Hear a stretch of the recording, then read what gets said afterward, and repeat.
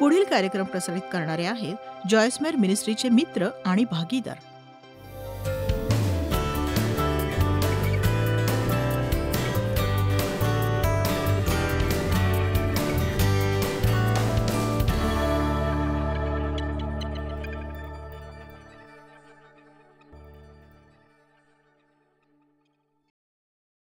Living courageously या पुस्तकात जे एक प्रकरण आहे ते आहे योग्य आणि चुकीची भीती. दुसरं आहे फोबियाच्या बाबतीत. आज आपण या दोन्ही विषयी बोलणार आहोत. आपल्याला योग्य भीती कशी वाटू शकते? साहजिकच ही योग्य भीती आहे की आगीत हात घालायचा नाही, आणि ही योग्य भीती आहे की आपलं डोकं बुडेल इतकं पाणी असेल आणि आपल्याला पोहता येत नसेल तर पाण्याच्या बाहेर उडी मारावी. अशा खूपशा गोष्टी आहेत ज्या योग्य आहेत. ईश्वराप्रती श्रद्धापूर्वक भीती बाळगणं ही योग्य भीती आहे. मला विश्वास आहे की आपण परमेश्वराची भीती बाळगणं याबाबत पुरेसं ऐकत नाही. याचा अर्थ असा नाही तुम्ही परमेश्वराला घाबरावं. तुम्ही परमेश्वराला घाबरता कामाच नाही. तो रागीट परमेश्वर नाहीये. तो रागवू शकतो, पण तो रागावलेला राहत नाही आणि तो तुमच्यावर प्रेम करतो. त्याची इच्छा आहे तुमच्यासाठी चांगल्या गोष्टी असाव्यात. जेव्हा तुम्ही चुका करता, काही वाईट करता, तुम्हाला परमेश्वराची भीती बाळगायची गरज नाही, पण ती श्रद्धापूर्वक भीती आणि आदरयुक्त भय असावं. आणि परमेश्वर हा परमेश्वर आहे. तो सर्वशक्तिमान आहे. तो सर्वज्ञ आहे. तो पूर्णतः चांगला आहे आणि मी त्याचा इतका आदर करू इच्छिते जितकं त्याला माझ्याकडून अपेक्षित आहे. आणि हो, योग्य मार्गाने परमेश्वराची आज्ञा न पाळण्याची भीती बाळगा. यासाठी नाही की तुम्ही तसं केलं नाही तर तो तुम्हाला मारेल, पण यासाठी की तो शहाणा आहे आणि त्याला माहिती आहे की तुमच्या आयुष्यासाठी काय उत्तम आहे. तो तुम्हाला तिकडे घेऊन चाललाय, ते तुमच्यासाठी चांगलंच असणार आहे. तर आपल्यामध्ये योग्य ती भीती असावी. देवाची आज्ञा पाळण्याची आदरयुक्त भीती. पण काही चुकीच्या भीती सुद्धा असतात.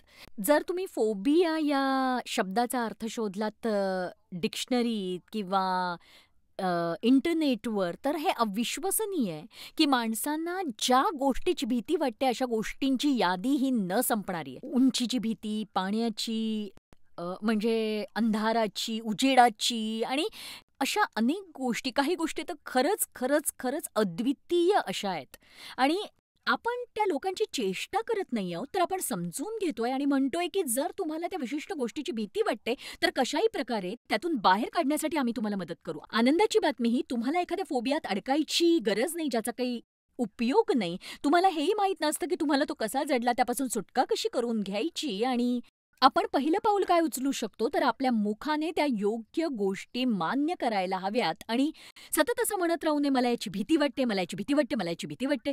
परमेश्वरावर विश्वास ठेवून असं म्हणावं की मी घाबरणार नाही, मला या गोष्टीची भीती वाटत नाही, मला भीती वाटतच नाही. तुम्ही म्हणा, हो जॉयस मला भीती वाटते. हो, तुम्हाला भीती वाटेल, पण तुम्हाला भीती जगायची गरज नाही. हे बघा, जर आपल्याला माहीत असेल आपण येशूत कोण आहोत, तर आपण ते बनवू शकतो जे आपण त्याच्यात आहोत. जरी आपल्याला कशाची तरी भीती, दोष जाणवत असला तरी. बघा, मला दोषी वाटू शकतं आणि तरीही परमेश्वराच्या वचनानुसार मला माहिती आहे मी दोषी नाहीये. आणि म्हणून जेव्हा मला दोषी वाटतं, मला माहिती आहे मी पश्चाताप केलाय, मला माहिती आहे मी परमेश्वराकडे क्षमायाचना केली आहे. कित्येक वेळा मी म्हणेन माहिती आहे मला कसं वाटतं याची मला काळजी नाही, कारण मला माहिती आहे की मला माफ केलं गेलंय. तुमच्या आयुष्यात जे घडेल ते पाहून तुम्ही आश्चर्यचकित व्हाल जेव्हा तुम्ही काही गोष्टींचा अधिकार घ्याल आणि प्रत्येक छोट्या छोट्या गोष्टींसमोर झुकणं तुम्ही थांबवाल. तर मी तुम्हाला प्रोत्साहित करू इच्छिते, लिव्हिंग करेजियसली हे पुस्तक तुम्ही घ्या. मला विश्वास आहे तुमच्या आयुष्यात कसलीही भीती असू दे, तुम्हाला या पुस्तकातून नक्कीच मदत मिळेल. Living courageously. मी कदाचित तुम्हाला असलेल्या भीतीबद्दल सविस्तर बोलू शकणार नाही, पण भीती हा एक सिद्धांत आहे की भीती असलेल्या गोष्टी कशा करायच्या आणि त्यांचा सामना कसा करायचा. एक गोष्ट नक्की, भीतीला घाबरून तुम्ही भीतीला मात देऊ शकत नाही. भीतीसमोर झुकून किंवा तिच्या अधिपत्याखाली राहून तुम्ही तिच्यावर मात करू शकत नाही. तिला जिंकण्याचा एकच मार्ग आहे, तो म्हणजे तिचा सामना करायचा आणि तुम्हाला जे आवश्यक आहे ते करायचं, जरी तुम्हाला भीती वाटत असली तरीही. एक सांगू, परमेश्वराकडून कसं ऐकायचं अनुभवाने. एक सांगू, आत्म्याद्वारे पुढे कसं जायचं. तुम्ही बाहेर या आणि शोधा. उप्स, तो परमेश्वर नव्हता. ओह, परत नाही असं करणार मी. माझं सेवाकार्यात काम करायचं पाचारण हे मी कसं ओळखलं सांगू. मी काही गोष्टी करायला सुरुवात केली. पहिली गोष्ट मी केली की मी सेंट लुईस शहरातल्या रस्त्यावर गेले आणि माझ्या चर्चच्या ग्रुपसोबत शनिवारी माझी 3 लहान मुलं आणि डेव्ह सुद्धा सोबत होते आणि मी गॉस्पेलच्या पत्रिका वाटल्या आणि मला त्याचा तिरस्कार वाटला होता. मला ते करायचं नव्हतं. मला थंड राहायचं नव्हतं. लोकांकडून नाकारलं जाण्याचा आनंद मी उपभोगत नव्हते. मग मी नर्सरीत काम करायला सुरुवात केली. ते फक्त 2 आठवड्यांसाठी होतं आणि मी आणि मुलं दोघांनाही माहीत होतं मी त्यासाठी अभिषिक्त नव्हते.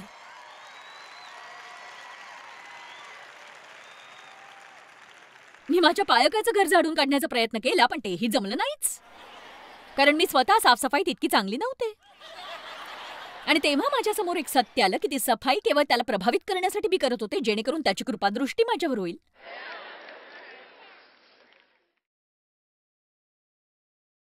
पण मग मी शिकायला सुरुवात केली की इतरांनी काय करावं हे सांगायला मला आवडतंय.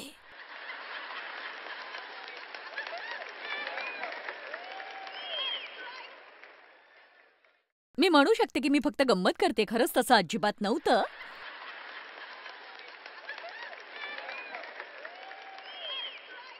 पण बघा, जर तुम्ही शिक्षक होण्यासाठी अभिषिक्त झालात तर तुम्हाला लोकांना मार्गदर्शन करण्यात आनंद वाटेल, यात काही वाईट नाहीये, तोवर जोवर तुम्ही लोकांना नियंत्रित करू पाहत नाही. परमेश्वर काय म्हणतो हे माहिती करून घेण्यासाठी तुम्ही बाहेर पाऊल टाका. तुम्ही पाऊल उचलायला घाबरू नका. काहीतरी चुका करू म्हणून ते करायलाच घाबरू नका. जगातली सगळ्यात वाईट गोष्ट तुमच्या बाबतीत घडू शकते ती म्हणजे तुम्ही चूक केली नाही आणि ते सगळ्यांना माहितीये. करण्यासारखी एक चांगली गोष्ट म्हणजे स्वच्छ आणि स्पष्टपणे मोठ्याने सांगा की हो, मी चूक केली. ते तुम्हाला ठार मारणार नाही. मला वाटलं मी परमेश्वराकडून ऐकते, पण तसं नव्हतं. मी चूक केली. मी करण्यासाठी ती चुकीची गोष्ट होती. आणि नंतर याला आयुष्याचा धडा म्हणून मी वापरलं की परत असं करायचं नाही. मला यहोशुवा अध्याय 1 आवडतो. सगळ्यात आधी तो वचन 2 मध्ये सुरू करतो आणि यहोशुवाला तो म्हणतो, ज्याला मोशेचं स्थान घेण्यासाठी अभिषिक्त करण्यात आलं होतं, मोशे मरण पावला. हे यहोशुवाला माहित होतं, कारण ते त्याच्यासाठी 30 दिवसांपासून शोकाकुल होते. पण हे एखाद्या विधानासारखं होतं, गोष्टी आता बदलणार होत्या. ते संपलं. आता आपण हे करणार आहोत. पण यहोशुवाला अजूनही हे म्हणजे काय हे माहित नव्हतं. तर आता उभा राहा. हीच ती पहिली गोष्ट जी तुम्ही करावी जर आयुष्यात काही करायचं असेल, उभं राहणं. उभं राहण्याचं पहिलं ठिकाण आहे आपलं अंतर्मन. तुम्हाला काही पवित्र आत्मे मिळतात आणि तुम्ही आतून उभे राहता आणि तुम्ही स्वतःशीच बोलता, मी असाच आळसात पडलेला राहून आणि पूर्ण जीवन उद्देशहीन मनुष्य बनून नाही राहणार. परमेश्वराकडे माझ्यासाठी करायला काहीतरी आहे. मी इतर लोकांना माझं आयुष्य चालवू देणार नाही. मी घाबरून थकलोय. मी आता उठणार आहे आणि मी या भीतीचा सामना करणार आहे आणि मी जगण्यालायक आयुष्य जगणार आहे. आणि ते असं निश्चितच नाही जे इतर कुणी तुमच्यासाठी करेल, तुम्हाला ते स्वतःहून करावं लागेल. प्रत्येकाच्या आत काहीतरी असतं आणि जर त्यांनी आपल्या आतमध्ये उतरून ते प्राप्त केलं तर ते आश्चर्यकारकरित्या यशस्वी होतील. पण तुम्ही आत पोहोचू शकला नाही तर प्राप्त करू शकत नाही आणि तुम्हाला मग मदत केली जाऊ शकत नाही.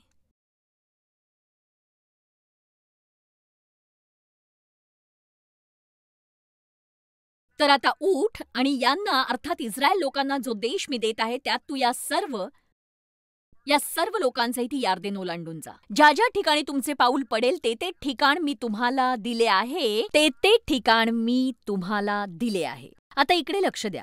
परमेश्वर म्हणतोय की बघा, मी तुम्हाला सांगितलंय की जमीन तुमची आहे. परमेश्वराने आधीच तुमच्या बाबतीत निर्णय घेतलाय. परमेश्वराकडे तुमच्यासाठी चांगली योजना आहे. परमेश्वराने आधीच निर्णय घेतला होता. त्याने ख्रिस्ताला पाठवलं, जो म्हणाला चोर येतो तो फक्त चोरी, घात आणि नाश करण्यासाठी, पण मी आलो आहे ती तुम्हाला जीवनप्राप्ती व्हावी आणि ती विपुलपणे व्हावी म्हणून. परमेश्वराने आधीच ठरवलं. आपण परमेश्वराच्या निर्णयाची वाट पाहत नाही की आपलं भविष्य कसं असेल. मला माहिती आहेत विचार आणि योजना जे तुमच्यासाठी आहेत, विचार आणि योजना तुमच्या भल्यासाठी आहेत, ज्यांचा परिणाम चांगला असणार आहे तुमच्यासाठी. परमेश्वराची इच्छा आहे आपण आत्मविश्वासी असावं, स्पष्ट असावं, घाबरू नये. तर देवाची बाजू पूर्ण झाली आहे. तो म्हणाला मी तुम्हाला जमीन दिली. आता तो म्हणतो ज्या ज्या ठिकाणी तुमचे पाऊल पडेल ते ठिकाण मी तुम्हाला देणार आहे. तर काय संदेश आहे? हे सगळं तुमचं आहे. आता जा, घ्या.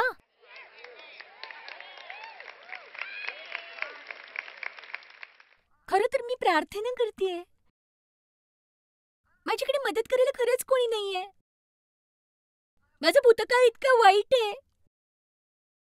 माझ्या आयुष्यात मला सुयोग्य वागणूक दिली गेली नाही. हे सगळं यासाठी की सैतान या प्रयत्नात आहे की तुम्हाला घाबरट, केविलवाणे आणि दयनीय अवस्थेत ठेवावं, जिथे तुम्ही संपूर्ण आयुष्य घायाळ अवस्थेत राहावं. आणि परमेश्वर म्हणतो उठ, आतून उभा राहा, बाहेरूनही उभा राहा. मी आधीच तुझ्यासाठी देऊ केलंय. तू आश्चर्यकारकरित्या चांगलं आयुष्य जगावंस. आता तुम्ही श्रद्धापूर्वक पावलं उचलली पाहिजेत. ज्या ज्या ठिकाणी तुमची पावलं पडतील ती जमीन तुमची होणार आहे. ती जमीन तुमची होणार आहे.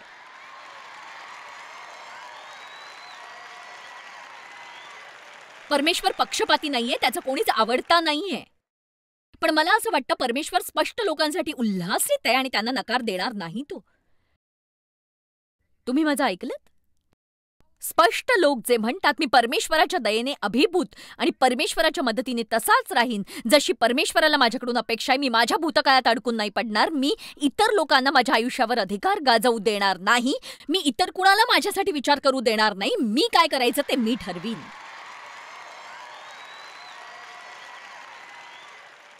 मला वाटतं विश्वास वाढतोय.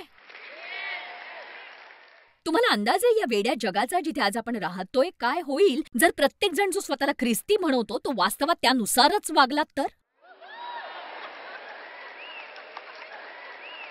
आपण आपल्या विश्वाचा कायापालट होताना पाहू शकतो. ते खूप जलद होईल. लोक त्याची अपेक्षा करू लागतील जे आपल्याकडे आहे. या उलट ते आपल्यावर हसणार नाहीत, आपली चेष्टा करणार नाहीत. आणि एक सांगू तुम्हाला, हा घाबरटपणा नाहीये. ख्रिस्ती होणं म्हणजे कुबड्या घेऊन चालण्यासारखं नाहीये. आज आपण ज्या जगात राहतो तिथे एक खरा ख्रिस्ती होणं म्हणजे हिमतीची गोष्ट आहे.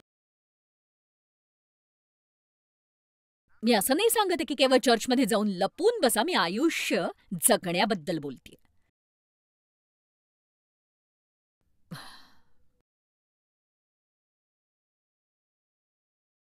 वचन 5, तुझ्या आयुष्यात तुझ्यापुढे कुणाचाही टिकाव लागणार नाही. जसा मोशेबरोबर मी होतो तसाच तुझ्याबरोबरही मी असेन. मी तुला सोडून जाणार नाही, तुला टाकणार नाही. एक सांगू, प्रत्येक वचनात ज्ञान लपलेलं आहे. आणि मुळात मला म्हणायचंय, तुम्ही कल्पना करू शकता का यहोशवाला कसं वाटलं असेल जेव्हा त्याला सांगितलं गेलं तुला मोशेचं स्थान घ्यायचंय? म्हणजे बघा, हे असं वाटतं की तुझ्याबरोबर चेष्टा केली जाते. मोशे मोशे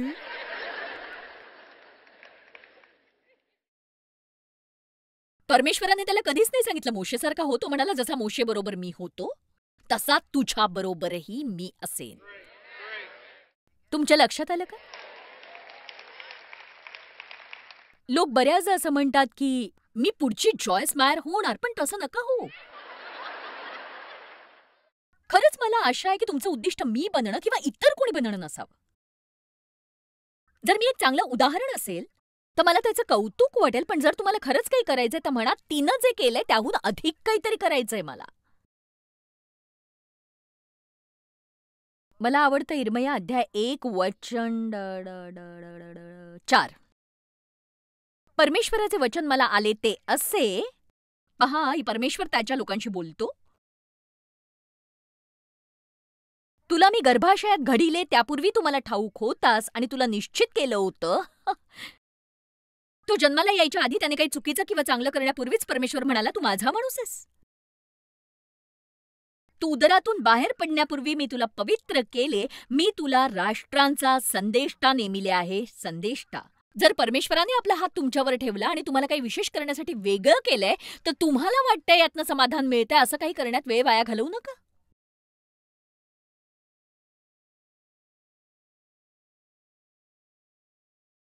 तेव्हा मी म्हणाले, प्रभू यहोवा. पहा, मी बोलू शकत नाही कारण मी तर केवळ किशोर आहे. पण यहोवा म्हणाला असं म्हणू नको, मी तर केवळ किशोर आहे. कारण ज्या कुणाकडे मी तुला पाठवेन तिकडे तू जाशील आणि जी काही मी तुला आज्ञा देईन तू तेच बोलशील. तू त्यांच्या चेहऱ्यांना पाहून घाबरू नको, कारण तुला सोडवण्यासाठी मी तुझ्या बरोबर आहे. ही यहोवाची वाणी आहे. यिर्मयाही परमेश्वराशी तसंच बोलला जसं बहुतेक लोक बोलतात. मोशे सुद्धा परमेश्वराशी असंच बोलला की तू चुकीचा माणूस निवडलायस. मी वाकपटू नाही. लोक माझ्यावर विश्वास ठेवणार नाहीत. आणि असंच खूप काही. अखेरीस परमेश्वर मोशेवर रागावला आणि शेवटी मोशेला परमेश्वराचं आज्ञापालन करावं लागलं. यिर्मया स्वतःकडेच पाहत राहिला. वचन 17 पहा, मला हे आवडतं. तर तू यिर्मया आपली कंबर कस, उठ. आता हा वाक्प्रचार आपण समजू शकत नाही कारण हे असं काही आहे जे आपण आपल्या व्यवहारात वापरत नाही. पण मुळात याचा अर्थ असा म्हणजे सामान्यतः ते लोक लांब झगा वापरायचे, म्हणून तो झगा वर खेचून कमरेला बांधायला सांगितलं जायचं, जेणेकरून तो पायात येणार नाही. पण आध्यात्मिक स्वरूपात याचा अर्थ असा आहे की आपल्या शंका, अविश्वास, आपली द्विधा मनस्थिती इत्यादींना आपल्या रस्त्यातून बाजूला करा. जसं परमेश्वर इच्छितो तसं बना आणि आपली कंबर कसून आपलं मन बनवा. आपल्या मनात भीती बाळगू नका.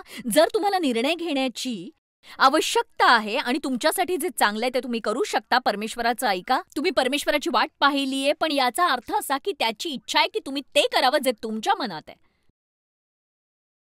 मला माहिती आहे की काही लोक या मूर्खपणाला घाबरतात, हे असे की "ओ नाही, मला परमेश्वराशी बोलायचंय." मी नुकतंच डलास विलर्डचं हिअरिंग गॉड हे पुस्तक वाचून संपवलंय आणि मला नाही वाटत की मी जर त्या पुस्तकातून तुम्हाला काही वाचून दाखवलं तर त्यांना वाईट वाटेल.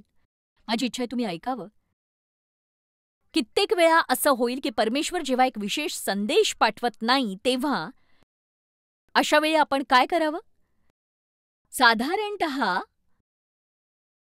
परमेश्वराची इच्छा आहे की जीवनात आपण स्वतःचा रस्ता निश्चित करण्यासाठी आपली मुख्य भूमिका पार पाडावी. जर जर परमेश्वर तुम्हाला काहीच सांगत नाहीये तर तो म्हणतोय, माझी अशी इच्छा आहे तुम्ही याबाबत निर्णय स्वतः घ्या.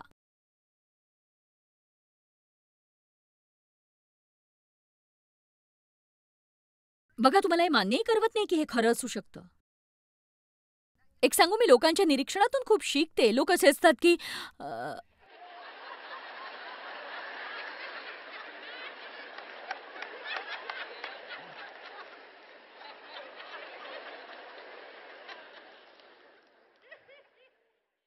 हे शक्य आहे का की तुम्ही चूक कराल? हो, त्याची शक्यता अत्याधिक आहे.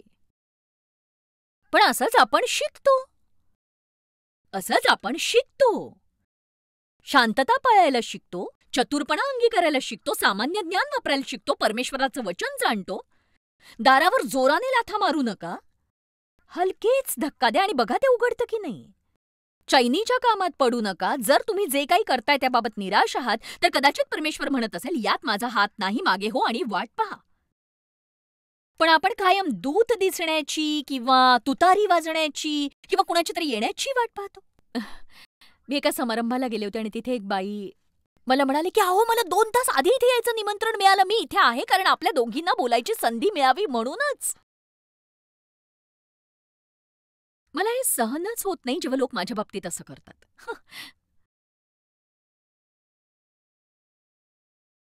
माझ्याकडे असं काही जादूचं बटण नाहीये. एक सांगू, मी फक्त एवढंच सांगते, परमेश्वराची इच्छा आहे तुम्ही हे करावं. आणि एक सांगू, जे लोक तुम्हाला हे सांगतात आम्ही ते करतो, आता मी असं नाही म्हणणार की परमेश्वर आपले शब्द लोकांतर्फे देत नाही म्हणून, पण तुम्ही आयुष्यभर त्यांच्यावर विसंबून राहू शकत नाही. तुम्ही असं करायची गरजच नाही. तरी तुम्हाला कोणीतरी शब्द देतो तर त्याचं निरीक्षण करा, त्याच्या फळाचं निरीक्षण करा आणि जर ते तुमच्या आत्म्याला मान्य नसेल तर नाही म्हणा, धन्यवाद. मला आफ्रिकेला जायचं नाही कारण तुम्ही असं म्हणताय म्हणून. या बाबतीत मला असं म्हणायचंय की तुम्ही स्वतः निर्णय घ्या. ऐका, परमेश्वर आपल्याला नेतृत्वाच्या जीवनासाठी तयार करतोय आणि आपण जर स्वतःला स्वतःच्या जीवनात सामील करू शकलो नाही तर ते किती नीरस होईल. जर आपल्याला पूर्ण वेळ कुणाची तरी वाटच पाहिजे, भलेही मग तो परमेश्वर असो, आपल्याला पूर्ण वेळ वाट पाहिजे. एक सांगू, मुलं जेव्हा छोटी असतात तेव्हा तुम्ही त्यांना म्हणता हे करू नका, ते करू नका, ते करू नका, ते करू नको, ते करू नको. एक सांगू, जर मला माझ्या मोठ्या मुलाबाबतीत हे करावं लागलं तर मला थकवा येईल. तर बघा, परमेश्वराची इच्छा आहे आपण त्याचं मन जाणावं आणि त्याचं कामही करावं. तुम्ही प्रत्येक गोष्टीसाठी प्रार्थना करता, तुम्ही तुमच्या पद्धती देवासमोर ठेवता, तुम्ही ती प्रत्येक गोष्ट बदलायला तयार असता जी परमेश्वर बदलू शकतो. तुम्ही योजना बदलता, तुम्ही दिशा बदलता त्याच क्षणी ज्या क्षणी परमेश्वर तुम्हाला सांगतो. पण जेव्हा परमेश्वर काही सांगत नाहीये, जसं की आपण सर्वजण जाणतो असं बहुतेक वेळा होतं, किती लोकांना असं वाटतं की परमेश्वराने काही करण्याऐवजी बोलावं.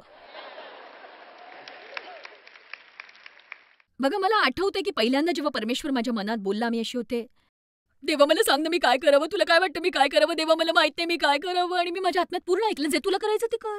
मी अशी होते की हा काही देव असू शकत नाही, हा देव असूच शकत नाही, तो आपल्याला हवं ते कसं काय करू देईल बरं. मी तुम्हाला विचारते की जर त्याने आपल्याला त्याचं हृदय दिलंय, आपला आत्मा आपल्याला दिलेला आहे. तर असं कोण म्हणतं की मी स्वतःच्या हृदयात जे अनुभव करते ते परमेश्वराचं हृदय नाहीये? आपल्यात येशूचं मन आहे, आपल्यात भावना आहेत, विचार आहेत, इच्छा आहेत आणि त्याच्या हृदयाचे उद्देश आहेत. आपण त्याच्याशी जोडले गेलो. आमेन. हाच आहे परमेश्वरासोबतच्या मिलनाचा अर्थ. आपण आतून त्याच्यात लीन झालेलो आहोत, जोडले गेलो आहोत. आपल्याला प्रत्येक वेळी त्याचे शब्द नको आहेत. आपण आत्म्याचं पालन करतो, आपण शांततेचं पालन करतो, चातुर्याचं करतो. परमेश्वराचे आभार त्याच्या त्या खास वचनांसाठी, वार्तालापासाठी, दिशानिर्देशांसाठी. प्रत्येक वेळेला मला ते मिळतच असंही नाही. आणि बघा, परमेश्वराची वचनं तुम्हाला माहीत नसतील तर तुम्हाला कसं मार्गदर्शन करेल तो? परमेश्वराची वचनं तुम्हाला माहिती असावीत, तुम्ही ती अनुसरावीत देखील आणि तुम्ही त्याचा आवाज नक्कीच ऐकू शकाल, कारण हे सुरक्षा कवच आहे.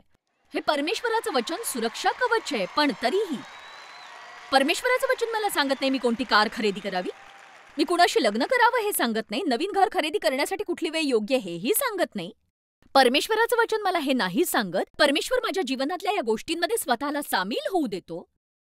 हे सगळे निर्णय मी माझ्या चातुर्याने, सामान्य ज्ञानाने, माझ्याकडे शांतता आहे की नाही या आधारावर घ्यायला देतो. परमेश्वराची इच्छा आहे तुम्ही स्वतः तुमच्या आयुष्यात सामील व्हावं. निर्णय घेण्यात घाबरणं बंद करा. तुम्ही द्विधा मनस्थितीत राहू नका. तुम्ही परमेश्वराला ऐकण्यासाठी सगळं काही करू शकता. जर तुम्हाला निर्णय घ्यायची गरज आहे, तुम्हाला अजूनही काही ऐकायला मिळालं नाही, तर काही न करण्यापेक्षा काहीतरी करा. कारण निर्णय घेतल्याने एकतर तुम्ही पाण्यावर चालाल किंवा मग बुडून जाल. प्रेषितांची कृत्य 16 मी तुम्हाला दाखवू इच्छिते अनुयायी कसं राहायचं. पौल व सीला फ्रुजिया प्रांतातून गेले. फ्रुजिया. मला जरा हुशार माणसाला विचारायचंय की याचं उच्चारण कसं करायचं. मी अजूनही चुकीचं करत असेल कदाचित. मला म्हणायचं होतं नाही, रेफ्रिजरेटरचा विचार करा, फ्रुजिया. कारण मी त्याला कदाचित पर्जिया म्हटलं असतं. आणि बघा, परमेश्वर माझा वापर करतोय.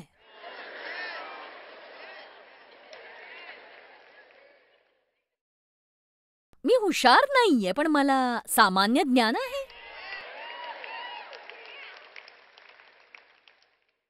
नंतर आशिया प्रांतात वचन सांगण्यास त्यांना पवित्र आत्म्याकडून प्रतिबंध झाल्यामुळे पौल आणि सीला फ्रुजिया आणि गलतिया प्रांतातून गेले. आता याचा अर्थ काय? याचा अर्थ असा, परमेश्वराने त्यांना जाऊ नको असं म्हटलं नाही. त्यांनी जाण्याचा प्रयत्न केला, पण ते यशस्वी झाले नाही. जसे तुम्ही.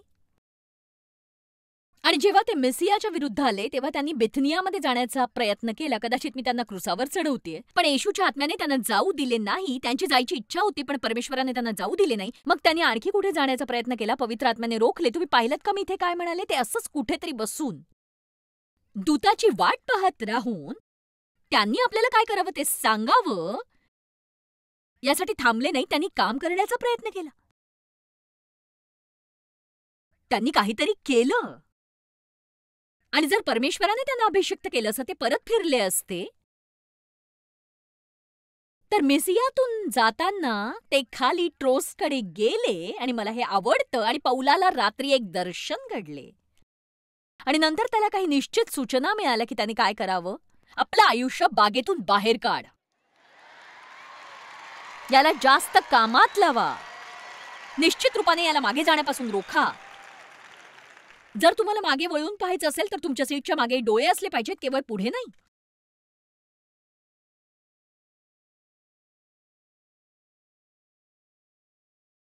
आपल्या आयुष्याला कामात गुंतवा आणि म्हणा, मी या भीतींचा सामना करेन. मी माझ्याकडून माझ्या माहितीप्रमाणे सर्वोत्तम केलंय, जेणेकरून मी देवाचं ऐकावं. आणि मी त्याची वाट पाहिलीये.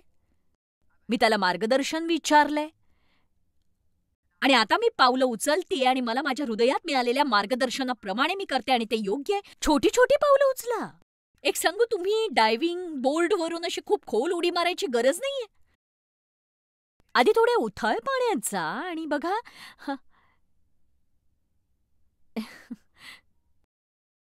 या पुस्तकात जे म्हटलंय ते मला पूर्णतः मान्य आहे. बघा, परमेश्वराचं कसं ऐकावं, परमेश्वराचं कसं ऐकावं हे लोक कसं शिकतील. एक मार्ग आणि एकच मार्ग, अनुभवाने.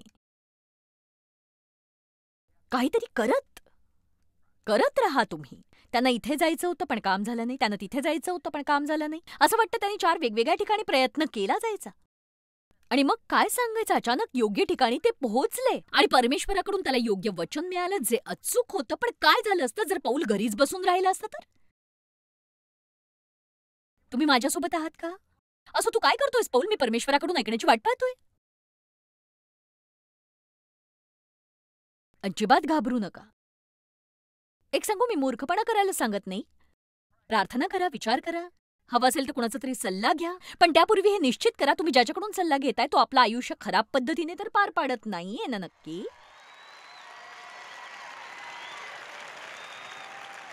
जर तुम्ही एखाद्या हुशार माणसाकडून सल्ला घेऊ इच्छिता, तुम्ही तसं करू शकता. बहुतेकांना माहीत नसतं ते काय करतायत. आपण काय करतोय हे स्वतःला सांगण्यायोग्य बनवा. म्हणूनच मी याचा शेवट असा करेन की तुम्ही घाबरून जाऊन काहीच करत नाही आहात, की विश्वासाने काहीतरी करताय. तर भीतीला स्वतःपासून दूर ठेवा आणि परमेश्वराच्या इच्छेनुसार आयुष्य व्यतीत करा. मला विश्वास आहे स्पष्ट लोकांबद्दल परमेश्वर उत्साही आहे, जे विश्वासाने पावलं उचलण्यासाठी दृढनिश्चयी आहेत आणि जे आयुष्यात उत्तम करत आहेत. भीतीला स्वतःला रोखू देऊ नका, तर उलट लिव्ह करेजियसली. भीतीवर मात करण्याचा एकमेव असा पर्याय आहे तो म्हणजे हिंमत. तर मग इथे मी असं सांगेन की असा विचार करू नका की मी घाबरू शकत नाही, मी घाबरू शकत नाही. प्रत्येक दिवस मनात एक धारणा ठेवून जगा की मी आज हिमतीने जगणार आहे. कप्रतीची आजच ऑर्डर करा आणि मला विश्वास आहे तुमच्यासाठी हे वरदान ठरेल आणि आमच्यासोबत तुम्ही आहात म्हणून तुमचे मनापासून आभार. जॉयस्मायर मिनिस्ट्रीज करता तुम्ही खूप मौल्यवान आहात. आम्हाला तुमचं कौतुक आहे आणि जगभरामध्ये हे सेवा कार्य शक्य करण्याकरता आम्ही आमच्या मित्रांचे आणि पार्टनर्सचे आभारी आहोत. आम्ही एकत्रितपणे भुकेल्यांना खाऊ घालतो, गरिबांना वस्त्र देतो आणि राष्ट्रांना सुवार्ता सांगतो. तुमच्या प्रार्थनेच्या विनंती करता आमच्याविषयी आणखी माहिती मिळवा. जॉयसच्या कॉन्फरन्सच्या तारखा पहा आणि ख्रिस्ताची प्रीती जगभरामध्ये पसरवण्याकरता आमचे सहभागी व्हा.